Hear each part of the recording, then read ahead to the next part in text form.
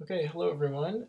Today I am going to talk about the Tokugawa period, or as sometimes it's also called the Edo era, from 1600 to 1868. And it's a very long, more than 200-year, almost 300-year period of relative peace and stability in Japan, often referred to also as the Pax Tokugawa. And during this time, because Tokugawa Ieyasu and the other shoguns had unified most of the countries and had ended the warring states period and the conflicts between the individual daimyo, they ushered in this era of peace, and there was a resulting kind of flourishing of local culture in the arts and literature and in other arenas as well. And Japan also then adopted at the same time some different policies in relation to foreign countries. So we'll also touch on in this lecture Japan's foreign relations during the Tokugawa period. So let's get started.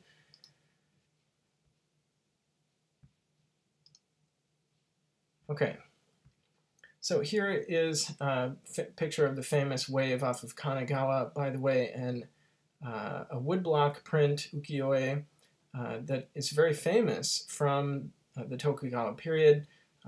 I've kind of colored this black and white just so it better fits into the background. But we'll talk about some of Utagawa and Ando Hiroshige's woodblock prints as well in this lecture. So Japan in the Edo era, 1600 to 1868. And I want to start out by looking at the feudal class structure, in Japanese called shi-no-ko-sho.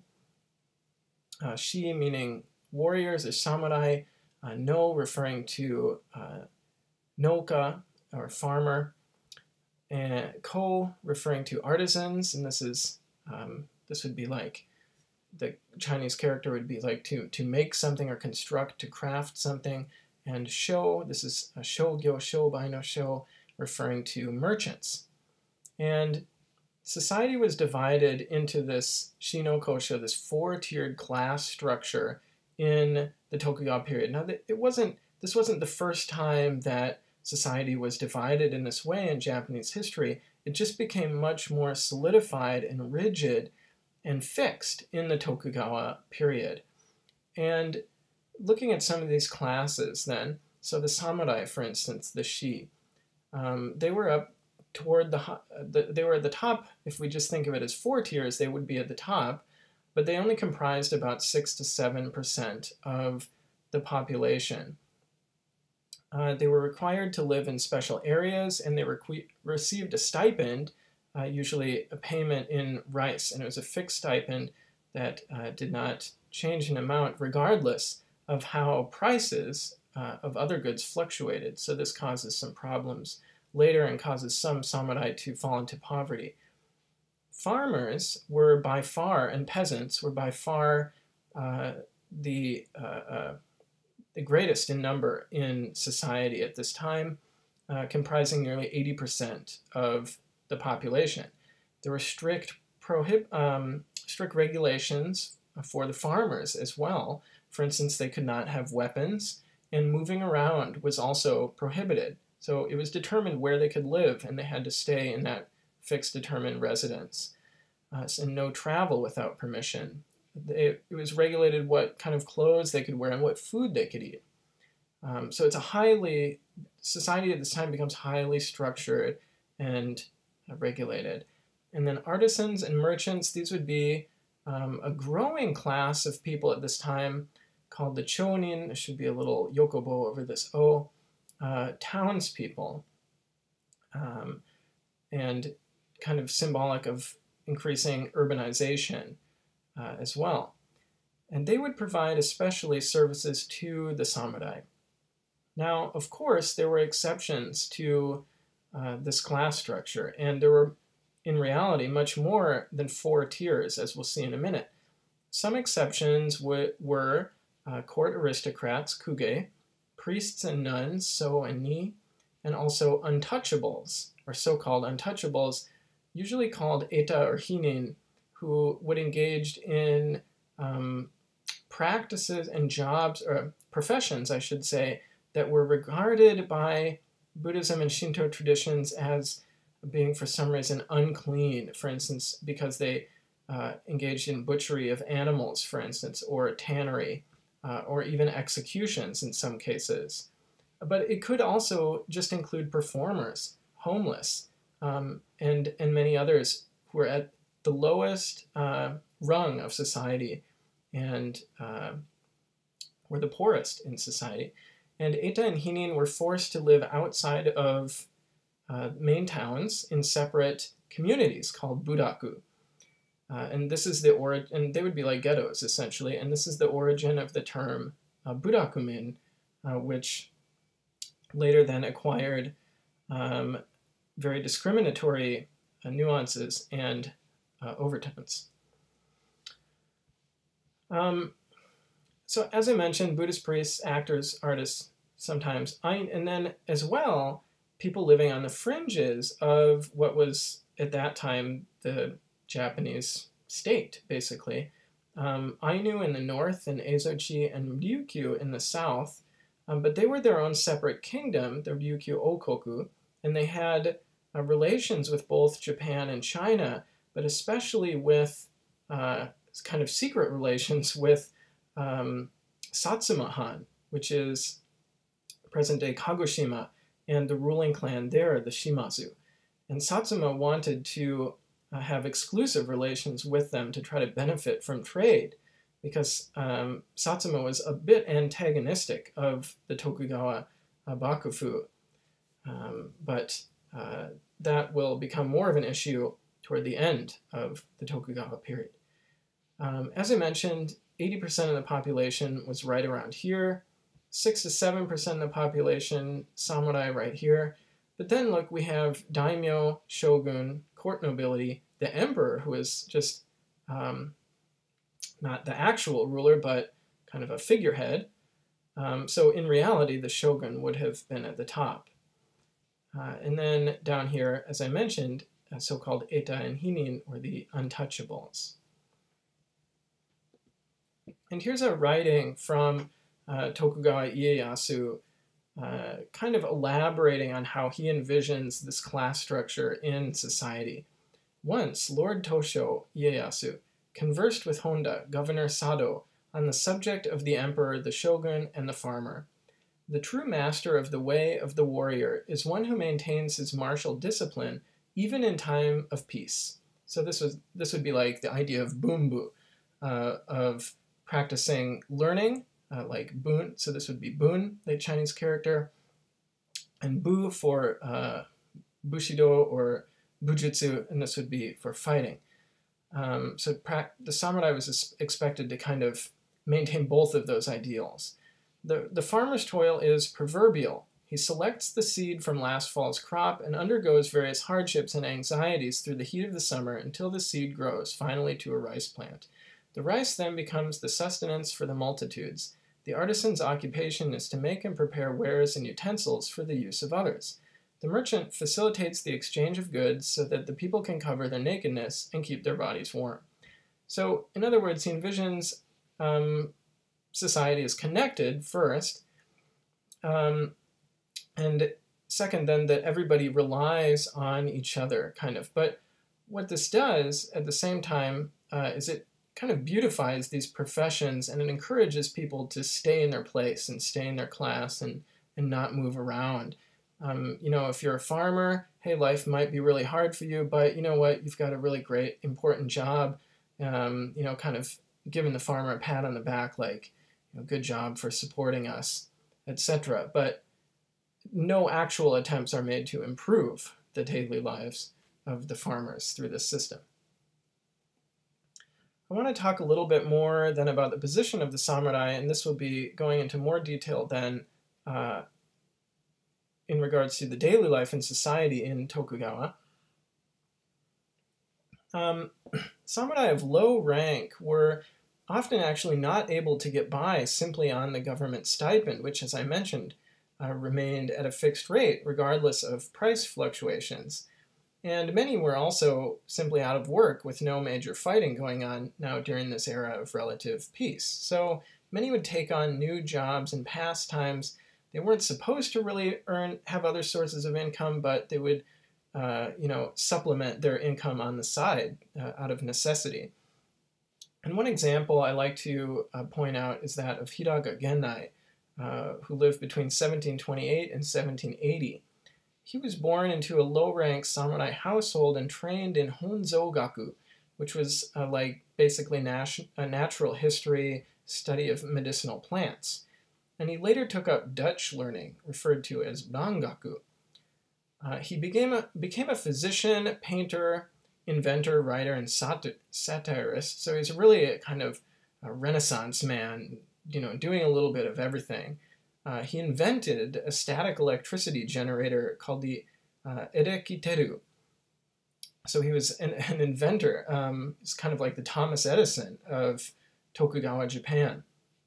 And he wrote in one of his satirical pieces called On Farting, Confucius himself did not eschew childish ditties. No more do I exclude from my discourse the matter of farts. So he was being quite funny. And he's also kind of making fun of the rigid social order and Confucianism as a tool of that social order to regulate morality. In regards to the position of villagers in society, in 1630, for instance, all villagers had to register with the local temple, which was like a kind of census, but at the same time it also fixed their place of residence and allowed the government to know where they were living, and then this made it harder for people to travel around without permission.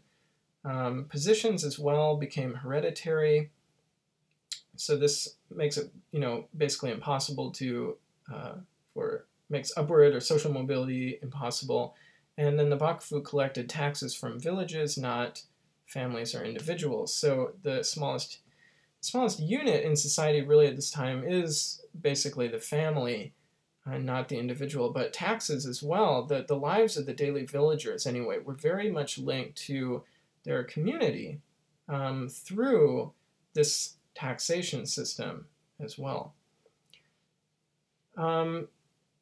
But there were many class conflicts then, so I'm still, we're talking about the subject of class and this class structure. Things were not always very smooth within this. For instance, the samurai and the daimyo's position, without a doubt, became much worse off, and they became poorer. Many of them became much poorer, and in many cases were forced to borrow loans from bankers. Now, they received a fixed stipend in rice, worth a certain amount, which they would usually then, consume or sell. And this amount was known, so that bankers could basically lend based on the expected amount that samurai would receive in the future in stipends. And then, of course, then, though, that would make the samurai indebted to the bankers, basically indefinitely in some cases. So the position of bankers, for instance, increased, and kind of this is the birth of a new bourgeois class. Landowners and merchants, their position as well often improved. They became richer from trade and improved agricultural techniques and lending. But notice again, in the shi-no-ko-sho hierarchy, their position is supposed to be at the bottom, when in fact, their actual position in terms of the quality of life is oftentimes higher than the samurai. For the peasants and farmers, though, they're poor, life is hard, and things generally don't get better. There are famines on top of that, such as the Tenmei famine in the 1780s. They were beleaguered by high taxes, and this caused unrest and uprisings, known as ikki, by poor peasant farmers, so that in the 100-year period between 1600 and 1700, there were 420 protests. And this rose But in the next century, to 1092 protests, and then in the following 50 years, just 50 years after that, things were getting even worse. There were 814 protests. But these protests themselves, they were mainly ephemeral. They didn't focus on overthrowing or undoing the system. They were mainly just interested in temporary relief, if in cases of a famine or something like that. But in many cases, the shogun then could just take these stopgap measures, and not just for farmers, but even for low-ranked samurai when they got too far in debt, the shogunate would adopt a policy known as a kiende, and this would be to forgive all of the debts of the samurai, especially in order to prevent uprisings. This is quite actually radical, I think, especially from a contemporary perspective in capitalist society, the idea of forgiving debts in order to regulate, actually, and maintain social order. Women from wealthy farm and merchant families often ran the household finances. Modest peasant women in modest peasant families would do work such as spinning and weaving. Girls from wealthy farm families would sometimes serve nobles, but for the poorer families, especially in cases of famine and whatnot, farmers would often sell their daughters off, sometimes forcing them into prostitution, basically to support the family, to provide income, or they would be sent away to do seasonal wage labor. And some of these trends continue into the Meiji era and beyond as well. Looking at education and population growth, there was an increase in printed goods due to movable print and woodblock print technology. This makes it much easier to mass print books, newspapers, whatnot. And so there's improvement then in reading and literacy. 1/3 to 1/2 of men and 1/5 of women were literate by 1800. Relatively at this time, this is a quite high percentage. And there was also a lot of population growth and urbanization, so that Tokyo's population at 1 million became the largest in the world at that time. Okay, next looking at foreign and domestic relations. It's often asked, or assumed that Japan was, this was a period of national seclusion, or sakoku for Japan. But was Edo Japan really a time of national seclusion? Well, of course, the picture is much more nuanced than, just complete seclusion, right? In fact, Japan did have foreign relations. While the Portuguese were expelled in 1639, and the English as well, and Spanish eventually gave up trying to form relations with Japan, the Dutch throughout this period maintained trade relations and foreign relations with Japan. They were confined to an artificial island called Dejima in Nagasaki. It's hard even to say really off the coast, because it's hardly off the coast, but it's kind of surrounded by water anyway. And you can go see a recreation of this village in Nagasaki today, but in any case, this is where the Dutch were confined. And so more than anything, what the Tokugawa Bakufu really wanted to do with these so-called sakokure and national seclusion orders and edicts was basically just to control trade so that individual daimyo themselves didn't profit more than the central government did. So the central government, the Bakufu, really just wanted to, make sure that they were the ones profiting from trade. Christianity they saw as a threat to their rule, which I'll talk about in a minute. But the Dutch, for instance, promised not to proselytize and just to focus on trade. And also then the Tokugawa Bakufu benefited from having the Dutch as a source of information about what things were like in Europe at the time and what things were like in the outside world. And they were also a source of this new information and technology and a flow of knowledge as well. As I mentioned, Satsuma traded with the Ryukyu Kingdom. The Ryukyu Kingdom also had relations with the Bakufu in Edo. And the Bakufu traded with China and Korea through Nagasaki. So it had, foreign relations in East Asia. It had an outpost in Busan, and it traded with Russia through Ezo, through Hokkaido and the Ainu in the north. So just considering these things, it's pretty difficult to say that it was a period of complete national seclusion. And then the Bakufu also issued a vermilion seal ship trade called Shuin-sen Boeki between foreign and Japanese merchants. And they sailed all over to ports in Southeast Asia and as well. So what the Bakufu then is doing here is really just trying to control trade and make sure that they're the ones profiting from it. As I mentioned, at the same time, the Tokugawa Bakufu does then also try to crack down on things that it sees, and ideologies, ideas that it sees as threatening to its power. And Christianity was one of these things. So in 1629, the government started to use fumie, these stepping pictures, to uncover hidden Christians who were mainly groups of people living in the Nagasaki area and had converted to Christianity a century earlier sometimes. And these fumie, these would be a picture of Jesus on the cross or something.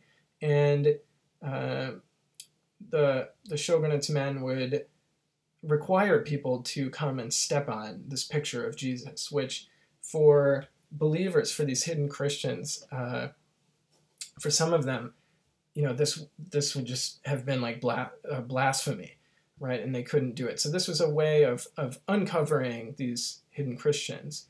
Oops. And eventually, this some people in the area became very unhappy with this policy, especially, but also kind of it combined with just general unrest and samurai and peasants who were unhappy about paying high taxes, etc. And so they came together in the Nagasaki region and rebelled against the shogunate in 1637 and 38. And this was known as the Shimabara Rebellion.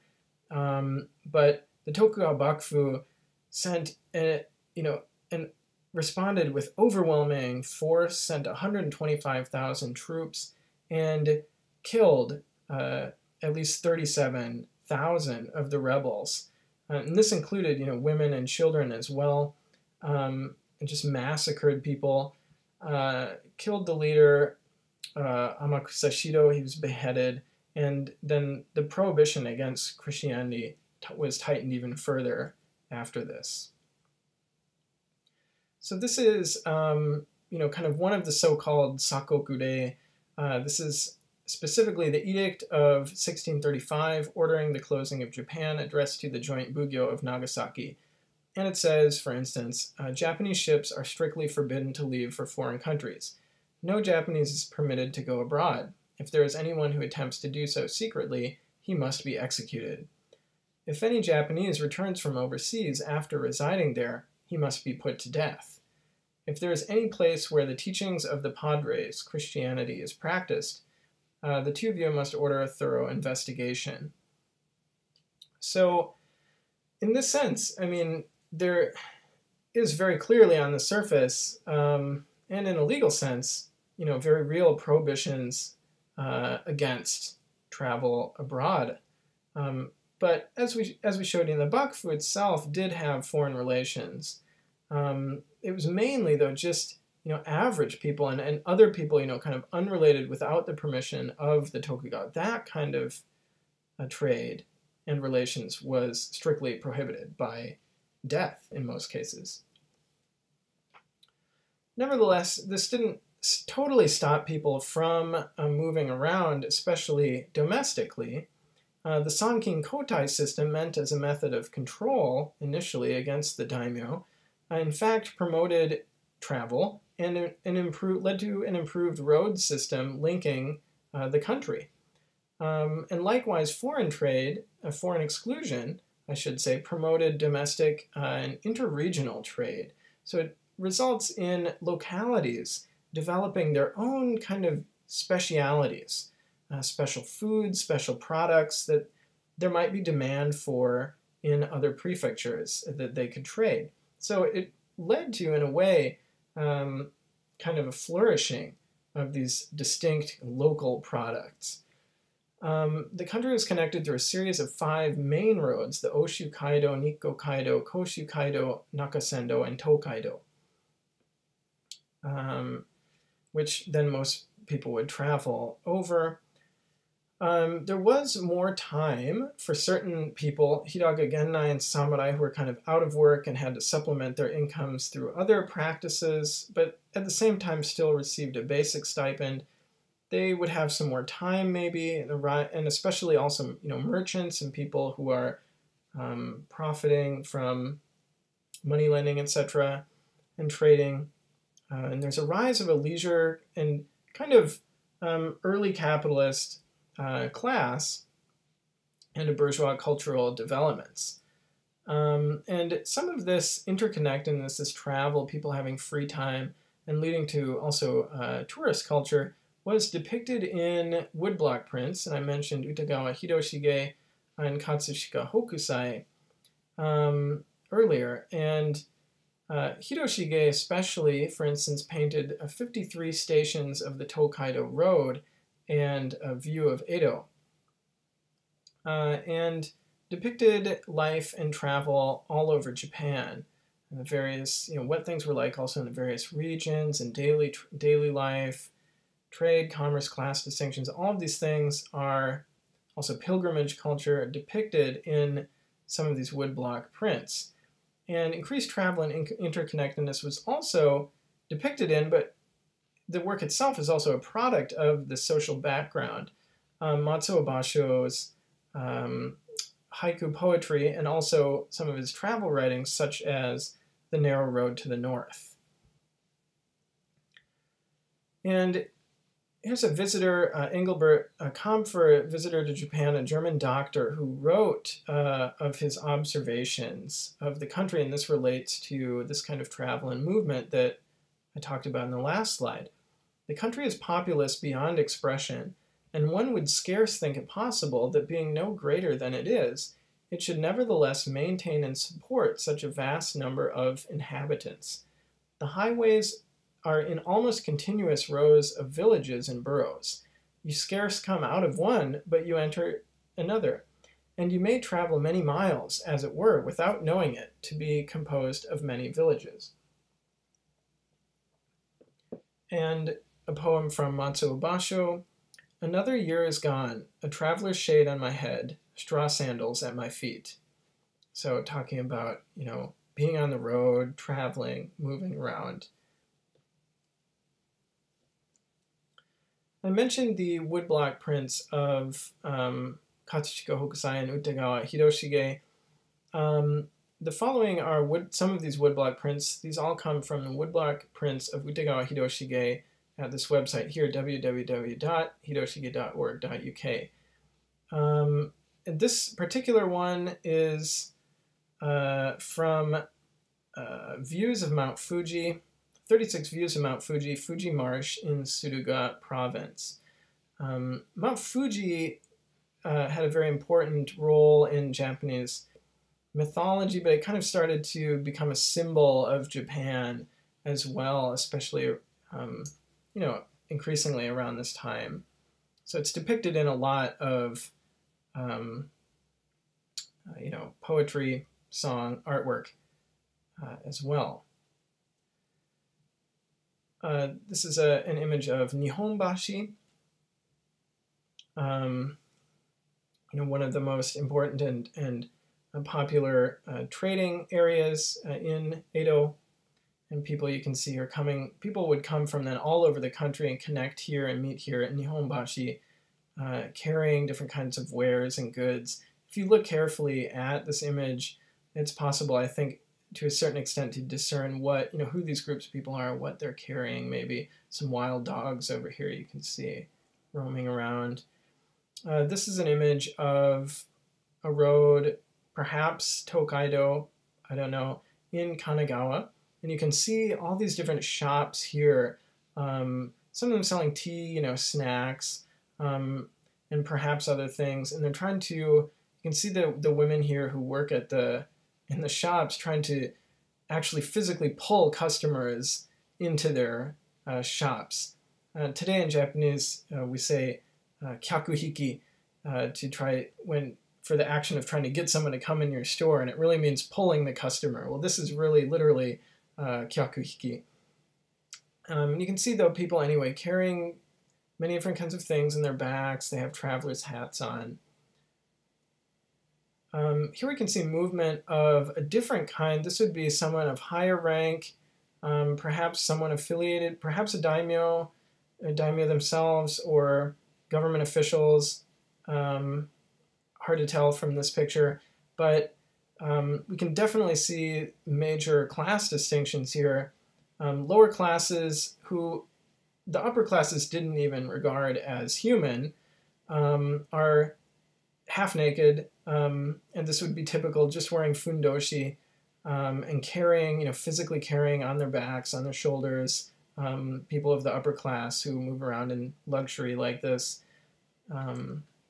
So you can definitely see distinctions there. This is an actual picture of the Tokaido taken by Felice Beato, an Italian photographer who visited Japan. This is from 1865. But you can see, it's a quite well-traveled road. Of course, not exactly what we think of today when we think of the roads going along the Tokaido, for instance, huge, busy highways, multiple lanes of cars, but nonetheless, for the time period, you can tell that this is a well-traveled road. There's lots of people here along the road, sitting down, taking breaks, etc. So there would always be movement along here. Okay, I want to look a little bit in a little bit more detail at arts and culture.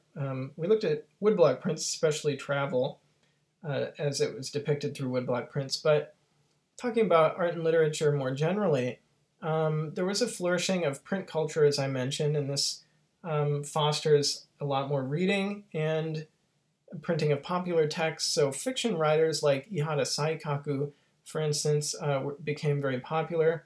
Saikaku was born into a wealthy merchant family, but he quit the business to become a fiction writer and a poet. He wrote a 1,000-verse haikai in 12 hours for his wife who had died when she was just 25, and then later he went on to write such stories as Life of a Sensuous Man, Great Mirror of Female Beauty, Life of a Sensuous Woman, Great Mirror of Male Love. So he wrote about relationships between men and women a lot, and kind of illicit relationships as well. But he really gained national popularity and notoriety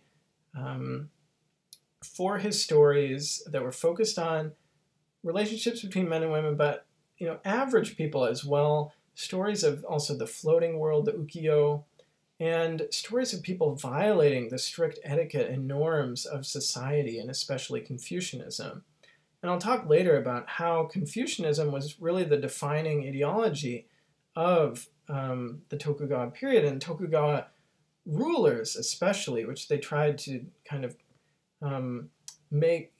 base their rules on and make average people abide by those rules, so base their sense of morality in. But as we can see in popular culture, as we already saw with Hidaga Gendai as well, people often poked fun at this. So actual morals in daily life, actual morality, there was a much more kind of, it wasn't so strict and so rigid. It was much more free and open.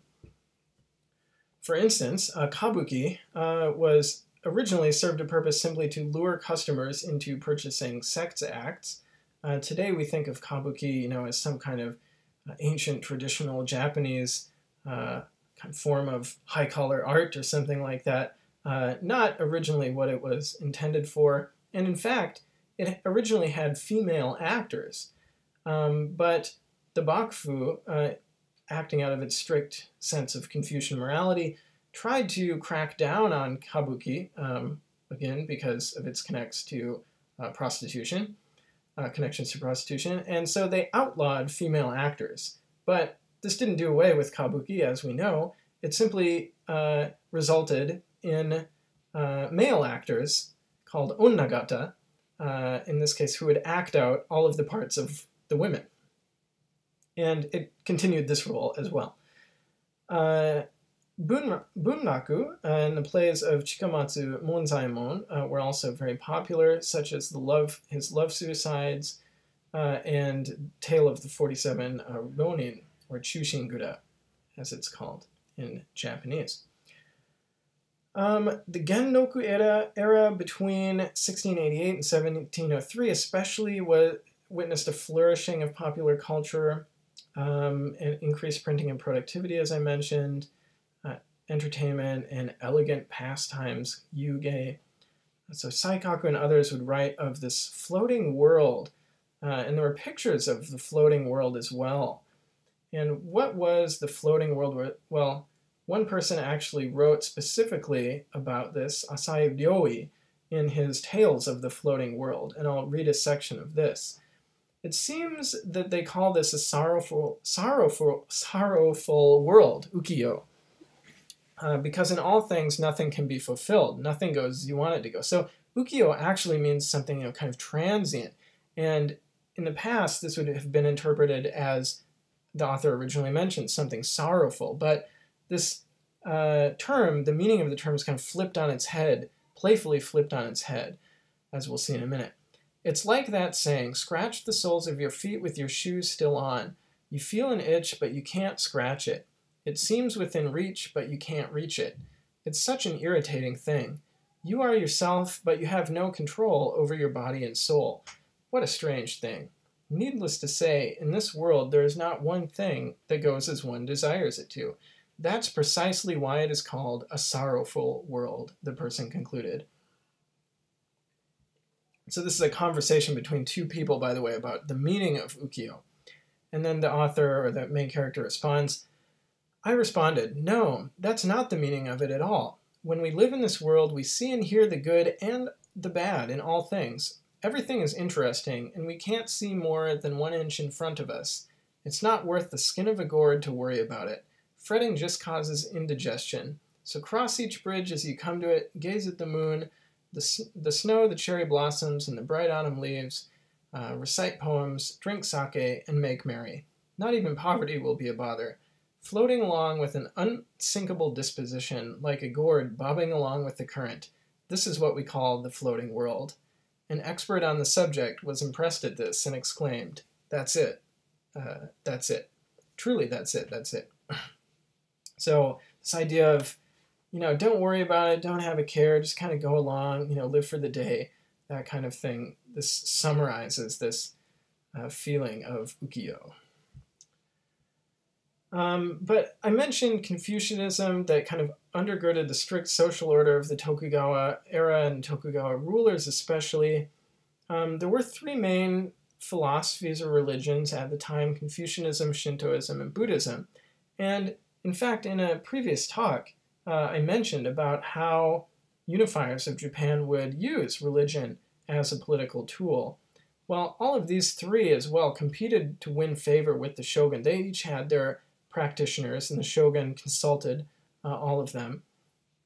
Neo-Confucian scholars, though, were popular, like Hayashi Danzan, and they emphasized the practical value of knowledge, the principle of ri, or reason, and they compared the natural world to the political world. So everything, in other words, everything has its natural and right place. And we saw this emphasized when Tokugawa Ieyasu in the previous slide talked about the class structures and tried to naturalize this class structure, which had very human origins, in fact, but tried to make it seem kind of natural and eternal and something like this. And so ideas of Neo-Confucian scholars worked very well with this. They would also there were some Confucian temples. If you go to Japan today, You don't really see many Confucian temples around. Buddhist temples, yes, maybe. Shinto shrines, certainly. Confucian temples, not so much, but there is one, Yushima-Seido, which is popular in the center of Tokyo in Ochanomizu, called the Sage's Hall. There were other types of Confucianism, though. Ogyu Sodai, for instance, led the ancient learning school of Confucianism against Neo-Confucianism, and he emphasized that rule was not divine, but was simply based on a wise understanding of classical texts. And this is an image of Yushima-Seido in Ochanomizu today, which I took a few years back. Here's a statue of Confucius. Honestly, I don't know how many of these exist in Japan. This is the only one I've seen, I think. Okay, and in conclusion then, just to wrap up, I talked about today the feudal class structure in Tokugawa, its composition, purposes, and exceptions to the rule. I talked about daily life and society, especially the hard lives of commoners and changes to samurai lifestyles. I looked at foreign relations, including the idea of, quote, national seclusion. And then I touched on travel and movement, including travel literature and tourism, also the arts, culture, and religion, and noted how, especially through popular culture, people frequently challenge the rigid social order and religious norms. Okay, and then there's a task to go along with this talk. So based on the lecture and our text readings, focus on one aspect of Tokugawa era society. Could be class structure, daily life, foreign domestic relations, travel and movement, arts, culture, religion, any one of those, and describe it in as much detail as possible. And specifically for my students this year, type your response in a Word document, approximately 1 paragraph, 200 words in length. Then the second task is to access the website that I mentioned earlier. And they have a bunch of woodblock prints from Utagawa Hiroshige that you can view there. And so I want you to choose one woodblock print from the site and then describe the image in as much detail as possible. What does it depict? What can we learn about Tokugawa era society from the image? And then, this is specifically for my students this year, type your response in a Word document, approximately 1 paragraph, 200 words in length. So the actual task would include, would then have 2 paragraphs, 400 words in length. Okay, that's the end of my talk. Thank you so much for listening. I covered most of the Tokugawa period, a long period of time, in a broad overview talking about daily life, society, class structure, arts, literature, and religion, and foreign relations, all of those things. So I hope this has given just a general knowledge and understanding of the time period and maybe sparked your interest to learn about this time period, some aspect of this time period in more detail. But thanks a lot for listening.